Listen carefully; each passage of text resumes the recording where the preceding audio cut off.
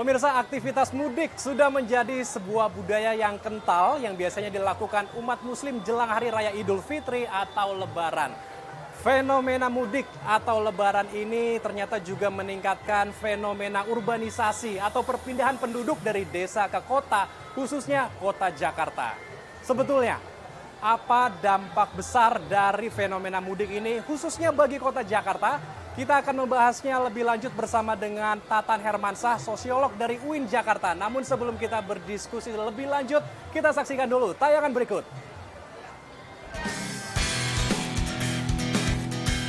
Kementerian Perhubungan berdasarkan survei Badan Kebijakan Transportasi memperkirakan sebanyak 193,6 juta pergerakan orang pada masa Lebaran 2024. Dari survei ini, sebanyak 28,4 juta penduduk adalah warga Jabodetabek. Jumlah pemudik Jabodetabek ini meningkat 14,6% bila dibandingkan pada tahun lalu. Hal ini menunjukkan kecenderungan minat masyarakat untuk melakukan perjalanan mudik Lebaran.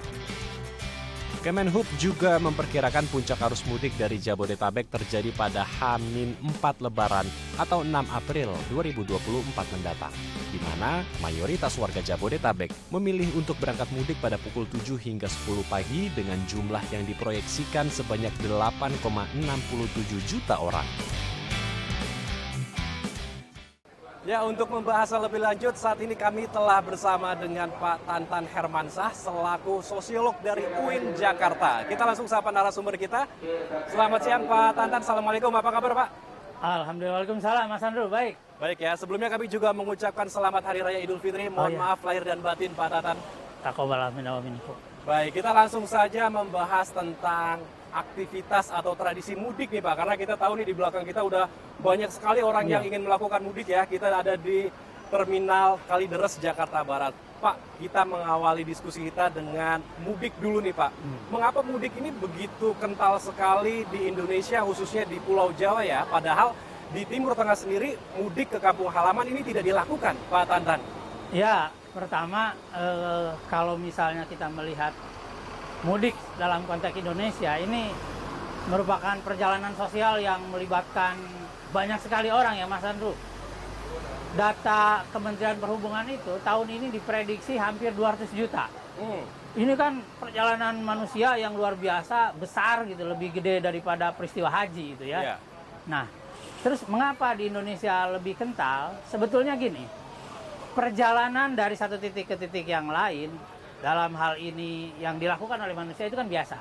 Cuman mudik menjadi penting karena biasanya dilakukan dalam dua momentum. Yang pertama Idul Fitri seperti yang sekarang yang sedang terjadi, dan nanti Idul Adha meskipun tidak sebanyak ketika Idul Fitri. Mengapa mereka atau para pemudik itu lebih senang melakukan perjalanan ini? Sehingga mereka mempersiapkan sedemikian rupa. Ada yang nabung berbulan-bulan mungkin, ada yang jual aset atau apa, yang penting bisa melakukan perjalanan mudik. Karena yang membedakan adalah nilai perjalanannya. Jadi mudik bagi orang Indonesia secara kultural dan secara sosial itu memiliki bobot dan nilai yang berbeda ketimbang perjalanan mau wisata gitu. Kalau wisata kan cuma pergi satu, tapi kalau mudik itu beda. Di dalamnya ada terhimpun semangat sosial, spiritual yang menggema. Dan itu kemudian dirasakan menjadi suatu perjalanan yang wajib, penting dilakukan oleh, terutama oleh umat muslim di Indonesia. Oke, karena ada nilai tertentu yang harus dilakukan ya, dan ada kewajiban sosial juga ya, seperti bersilaturahmi dengan keluarga tercinta ya. Betul, di kampung halaman. Betul, bersilaturahmi, berziarah. Tapi kalau dalam konteks yang lebih makro kita bisa potret bahwa mudik itu sebetulnya upaya merawat kembali modal sosial dan modal budaya yang dimiliki oleh seseorang. Misalnya Mas Andrew mudik ke kampung halaman, kan bukan hanya sekedar bagi angpau dong, ya kan, tapi juga merekatkan cerita-cerita lagi dengan sahabat lama, dan lama-lama kita bikin sesuatu yuk. Nah, atau bikin apa di kampung nih, bikin musola, perbaiki apa, perbaiki jalan, dan seterusnya. Biasanya orang mudik itu berbeda dengan kalau traveling biasa. Datang, nikmati wisata, udah laya-laya, balik lagi, selesai. Mudik kan begitu. Mudik nilainya berbeda. Ada nilai atau konteks sosial yang terjadi saat mudik ya? Sangat. Membahas tentang sedikit konteks sosial saat aktivitas mudik Pak. Biasanya ketika warga kita pulang ke kampung halamannya, setelah itu mereka juga mengajak tetangganya, kemudian saudara-saudara di kampungnya untuk ke Jakarta. Nah. Ada proses urbanisasi ya. Ya, Nah, betul, karena betul. kita tahu juga nih, Jakarta kan sebagai magnet ekonomi ya, tetapi apakah ini akan menimbulkan risiko atau memicu persoalan-persoalan baru, atau sebetulnya ya ini hal-hal yang wajar-wajar saja, sah-sah saja, Pak Tantan? Ya, pertama begini, memang ketika orang mudik biasanya juga menampilkan, memvisualisasikan diri sedemikian rupa sebagai orang yang sukses. Ini kan citraan sukses itu mungkin pakai motor yang baik, yang bagus gitu ya, atau bawa angpau yang banyak, atau apa gitu ya, dandan yang keren gitu dan sebagainya. Sehingga itu kemudian mengundang orang desa bertanya, saya pengen juga dong sukses kayak kamu gitu kan. Nah biasanya atas nama ketetanggaan nih, mereka tidak bisa nolak, ya udah ikut dah gitu. Mereka tidak menyadari bahwa ajakan seperti itu kalau tidak diimbangi oleh kapasitas profesional, itu akan nambah permasalahan di Jakarta. Kenapa? Karena walaupun Jakarta itu magnet ekonomi, tapi kuenya itu tetap terbatas. Jadi dia kalau terlalu banyak pengakses, lama-lama kan kue segede gitu itu jadi rame nih. Jadi rame, akhirnya rebutan, konflik dan lain-lain.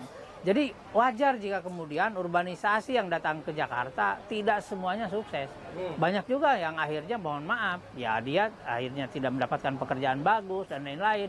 Sementara di desa asetnya sudah dijual untuk modal hidup di Jakarta sementara. Dan ini yang menjadi problem kita. Maka wajar tiap tahun lihat saja. Pemerintah DKI kan selalu mengeluarkan himbauan. Jangan ajak saudara, jangan ajak famili ke Jakarta lagi deh. Udah terlalu sesak gitu. Udah sesak kita itu, Mas Andrew ya. Dan ini dampaknya sudah lama. Belum dampak yang sifatnya sosial, belum dampak yang sifatnya lingkungan. Kan pasti nambah sampah, nambah apa. Di luar yang makro sifatnya, nambah lagi jumlah orang yang harus dibantu, orang miskin, gelandangan, pengemis jalanan, dan lain sebagainya. Itu adalah dampak dari fenomena urbanisasi yang tersedot gara-gara peristiwa mudik. Memang ada sisi positifnya, seperti bawa uang ke desa, tapi juga ada negatifnya ketika menyedot sumber daya desa untuk ke kota, tapi dia bukan sumber daya yang dibutuhkan.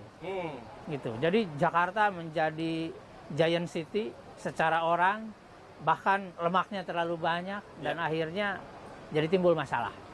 Orang kan kalau terlalu gemuk masalah kan. Nah, kota juga kalau terlalu gemuk masalah. Gitu Mas Andrew. Overload ya, jadi pemerintah harus bisa screening lagi siapa-siapa saja yang ke Jakarta, harus punya tujuan yang jelas, atau kalau bisa mereka punya skill tertentu agar ketika di Jakarta mereka tidak menggelandang ya, tidak menganggur di sana. Oke, tapi sebelum ke sisi negatifnya, saya ingin mengarah ke sisi positifnya, karena mudik ini kan menjadi salah satu pembangunan infrastruktur juga nih Pak Tantan. Parameter infrastruktur kita biasanya dinilai saat mudik nih Pak. Nah, apakah ini juga sebetulnya hal yang baik ya ketika mudik, maka pembangunan akan menjadi lebih bagus ke depannya, dan Indonesia pemerataan ekonominya menjadi lebih meningkat lagi Pak Tantan? Ya, sebelum ke yang positifnya ya, seharusnya sebetulnya karena mudik itu adalah peristiwa sosial yang melibatkan puluhan juta, bahkan ratusan juta orang, pemerintah aware-nya harus lebih besar dong. Jadi harus dipikirkan bagaimana pemerintah sebagai pelayan masyarakat memfasilitasi para pemudik itu jangan sampai gitu ya, jangan sampai kemacetannya berlebihan. Saya pernah Mas Andrew perjalanan dari sini nih, dari Banten itu jam 3 pagi mau ke Garut. Ke Garut itu nyampainya jam 10 malam. Bayangin itu seharian. Sampai malam kan. Nah, yang gitu kan tidak visible sebetulnya secara bagaimana, apalagi kalau dia bawa anak kecil dan lain sebagainya. Seharusnya pemerintah meningkatkan fasilitas dan infrastruktur pemudik itu jauh lebih besar dari ini. Karena ini melibatkan peristiwa yang masyarakatnya itu, pelakunya itu ratusan juta. Yang kedua, nah ini sisi positifnya, pemudik itu kan pantang mundur, ya nggak? Pantang mundur. Dia mau macet kayak apapun, mau hujan badai kayak apapun, terus. Jarang ada pemudik balik tengah jalan, jarang. Kecuali mungkin yang gagal ya, tapi jarang sekali. Kecuali ada peristiwa post major ya, ada kecelakaan atau apa. Tapi rata-rata apapun yang terjadi, kalau perlu lewat lebaran nyampainya nggak apa-apa. Yang penting tetap nyampe. Gitu Mas Andrew ya. Jadi pemudik itu pantang mundur. Kenapa? Karena dia ingin berbagi. Berbagi. Bayangkan kalau sekarang angka Kementerian Perhubungan itu 193 juta pemudik. Satu orangnya ngabisin duit 1 juta aja. Itu berapa triliun itu ya. ada hitungan sampai 72 triliun, ada hitungan sampai ratusan triliun. Itu semua ngalir ke desa. Pertanyaan kemudian adalah, ketika ngalir ke desa jadi apa? Mungkin betul uang itu juga ngalir ke desa, ya berbagi, kemudian orang gembira, tambah sejahtera. Tetapi di sisi lain ada hal yang juga menjadi dampak ketika uang itu mengalir tapi tidak melekat pada pembangunan. Nah ini pemerintah harus mikirkan nih. Misalnya bagaimana supaya uang-uang yang mengalir ke desa itu oke lah dinikmati sebagai uang cucurak atau uang habis lebaran dan lain-lain ya, untuk makan, untuk minum, untuk berpakaian pantas dan sebagainya. Tetapi bisa nggak itu mengalir jauh? Karena nilainya sangat besar.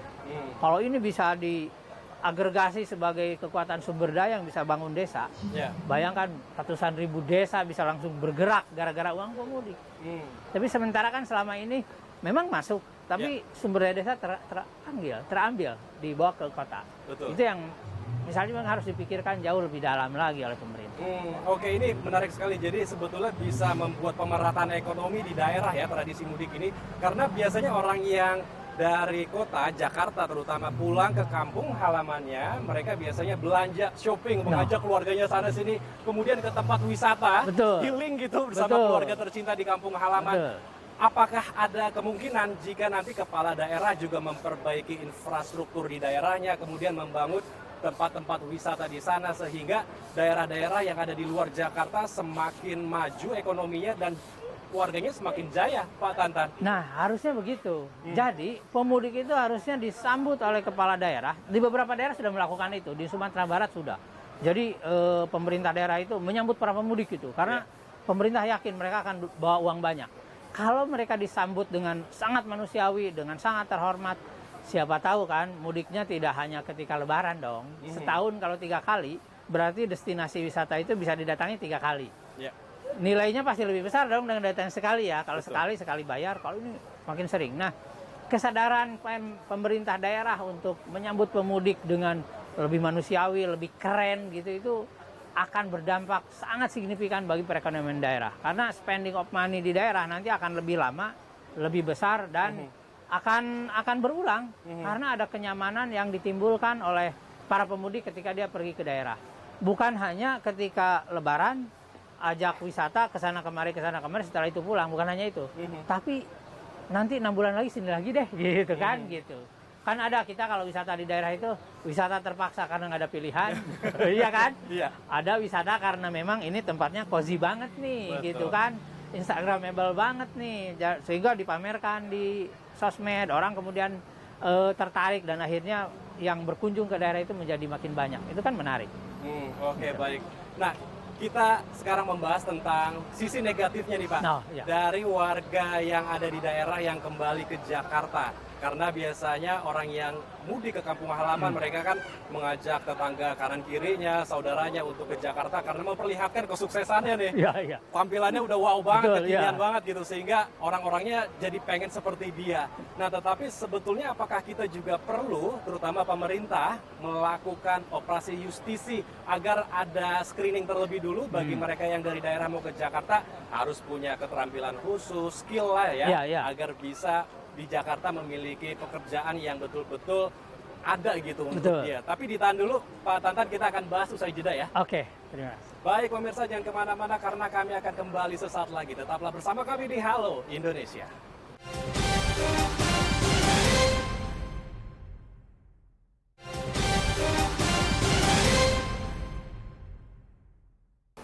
Terima kasih pemirsa, Anda masih bersama kami di Halo Indonesia. Kita akan lanjutkan diskusi hangat kita tentang aktivitas mudik yang biasanya kerap dilakukan umat muslim jelang Hari Raya Lebaran. Kita masih bersama dengan Pak Tantan selaku sosiolog dari UIN Jakarta. Pak Tantan, menyambung pertanyaan saya di segmen sebelumnya, supaya Jakarta setelah Hari Raya Lebaran tidak overload seperti yang Pak Tantan bilang di segmen sebelumnya, karena banyak warga dari desa ke kota yang mau ke Jakarta mengadu nasib lah ya, mencari ekonomi yang lebih baik lagi. Apakah pemerintah Jakarta atau pusat perlu melakukan operasi justisi ya, untuk melakukan screening warga-warga yang di daerah agar mereka bisa masuk ke Jakarta lebih jelas begitu. Ada skill yang betul-betul baik, ada keterampilan khusus agar di Jakarta mereka punya pekerjaan yang sudah pasti dan tidak menggelandang, Pak Tantan. Sebetulnya gini, saya ingin nyinggung dulu sedikit ya, bahwa banyaknya pemudik ke desa juga bukan berarti tidak ada dampak negatif. Kadang-kadang pemudik itu kurang terdidik, buang sampah sembarangan, pergi ke tempat wisata seenaknya, tidak, pokoknya yang begitu-gitu juga itu berdampak tuh, nyampah di desa. Maka kemudian, jadi pemudik itu harus dididik juga kayaknya ya, dididik. Dia pergi bagi uang bukan berarti sudah bisa membeli segalanya, tetapi dia juga harus mengedukasi warga desa, menularkan kepada warga desa agar bahwa kesuksesan dia itu berkorelasi dengan perilaku etik yang baik. Itu satu. Nah sekarang gara-gara itu juga kemudian, ini kan hubungannya, maka ketika dia melihat orang kota sukses, gampang juga ngajaknya. Nah, padahal di kota juga belum jelas. Karena gitu, orang desa juga keponya selalu standar gitu ya. Kamu di sana nggak lihat, kamu kerja apa. Mungkin kalau dia menceritakan bahwa di kota juga dia sebetulnya ripuh juga, capek juga, susah juga, mungkin juga nggak mau. Yang kedua sebetulnya gini, apakah perlu operasi justisia? Menurut saya mungkin perlu, tetapi tidak perlu terlalu keras. Tapi lebih baik Jakarta sebagai kawasan yang jadi magnet. Kita kan sekarang udah punya teknologi. Kalau perlu misalnya dia udah bisa menyediakan di website yang bisa diakses semua warga atau bisa disebar ke semua grup sosmed, karena pasti banyak orang bisa mengakses itu. Misalnya daftar pekerjaan yang dibutuhkan Jakarta. Sehingga kalau ke Jakarta itu orang baru mikir nih. Terus campaign juga penting. Kampanye di TV, di TikTok, ya, di IG, di Facebook, di apalah semua sosial media, bahwa kalau mau ke Jakarta skill ini yang dibutuhkan. Lebih manusiawi itu ketimbang dioperasi kemudian dipulangkan. Karena kalau orang dioperasi kemudian dia tidak unskill ya terus dipulangkan, pasti balik lagi. Yang ketiga sebetulnya operasi justisi tidak perlu kalau desanya maju. Mereka pergi ke Jakarta itu karena desa tidak menjanjikan lagi. Coba kalau misalnya pemerintah daerah memajukan desa itu, saya yakin alih-alih dia akan orang desa itu pergi ke kota, yang ada orang kota tidak mau balik lagi ke kota. Ketika mudik, enak banget nih sini nih, pekerjaan tersedia, peluang juga kesempatan bagus, terus juga daerahnya nyaman. Ya ngapain saya ke kota lagi, kan bisa jadi begitu. Jadi menurut saya 3 pendekatan itu bisa ditawarkan oleh pemerintah, bahwa operasi justisia belum tentu perlu juga dan belum tentu efektif juga. Ini kan udah kita lakukan lama, tetap saja. Apalagi Jakarta kan bukan kawasan berbenteng ya, yang dia bisa datang dari manapun. Nggak dapat sore malam, nggak dapat malam subuh, ya kan? Betul. Atau siang. Nggak dapat di terminal ini Pulau Gadung. Mau di mana coba? Itu hanya makan energi saja. Tetapi kalau Jakarta dengan teknologi yang dimiliki bisa mensosialisasikan kebutuhan sumber daya dan skill apa yang dibutuhkan, itu mungkin orang bisa mikir juga, oh gitu ya, Jakarta gitu.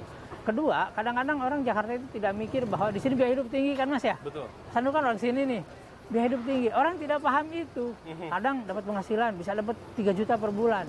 Padahal pengeluarannya 3,5 juta. Nombok dong ya? Nombok. Yang gitu itu jadi informasi yang lengkap bagi orang-orang di luar Jakarta itu sangat penting untuk meredam atau menahan laju urbanisasi. Urbanisasi yang tidak perlu. Tapi kalau saya seorang yang skillnya bagus, ya high skill gitu, ke Jakarta saya siap kompetitif. Saya tidak ngejar yang 3 juta, saya ngejar yang 30 juta.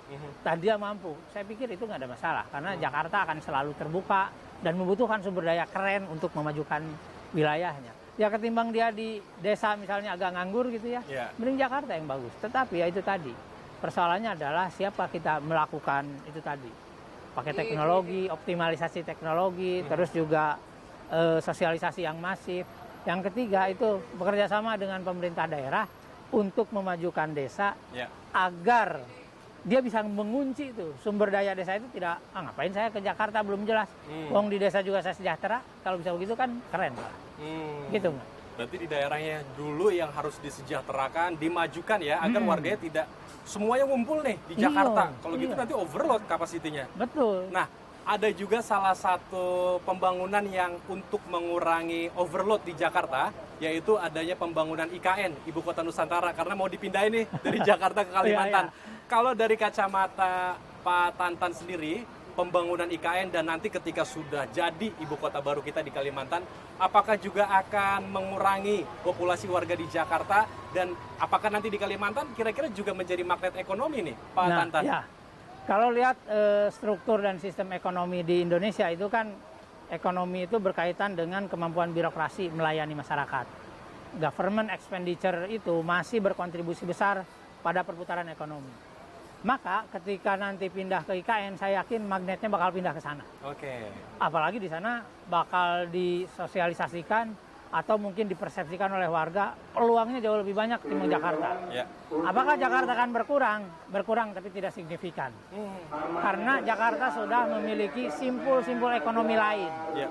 Ekonomi yang tidak berbasis government expenditure tadi, ya, ekonomi yang berbasis perputaran secara natural. Nah, ekonomi natural Jakarta juga sudah cukup kuat, dan mereka bisa mandiri. Justru bagus kalau nanti IKN dibuat, nanti jadi magnet baru, mungkin orang tidak ke Jakarta lagi, yang ke Jakarta yang profesional aja, yang ke sana yang biasa gitu, yang bukan undangan. Iya, baik, kita harapkan itu juga bisa terrealisasi dengan cepat ya, agar Jakarta ini kita lihat nggak macet mulu setiap hari. Ya betul ya? Betul. Oke, nah terakhir Pak Tantan, apa harapan Bapak dengan perayaan Idul Fitri kita di tahun ini, di tahun 2024? Dan apa juga Pak mungkin pesan bagi para pemudik yang pulang ke kampung halamannya, agar mereka juga betul-betul bisa kembali ke Fitri, kembali ke nol, bisa mengevaluasi dirinya kembali menjadi lebih baik, dan kalau bisa Pak, membangun saja kampung halamannya dan bisa memajukan ekonomi sehingga tidak mengajak lagi tetangga kanan kirinya, keluarganya kembali ke Jakarta yang belum tentu mereka mendapatkan pekerjaan yang pasti, Pak Tantan. Ya, satu ya, ini hari di mana kita mengenalkan diri ya. Berarti kita harus merefleksi, termasuk para pemudik. Ini balik ke Jakarta itu akan tambah makmur atau tambah susah gitu kan. Itu satu.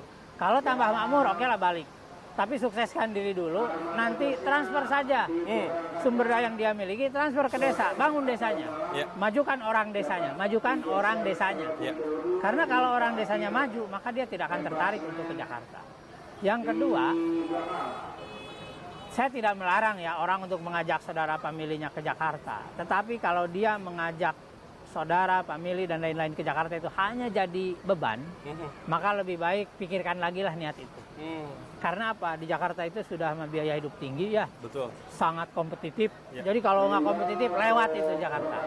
Dan ketiga, belum jelas juga.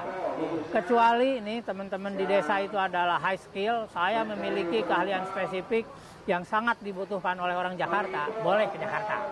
Tapi kalau masih belum jelas, segala kompetensi di Jakarta, mulai dari yang paling biasa-biasa sampai yang tinggi ada.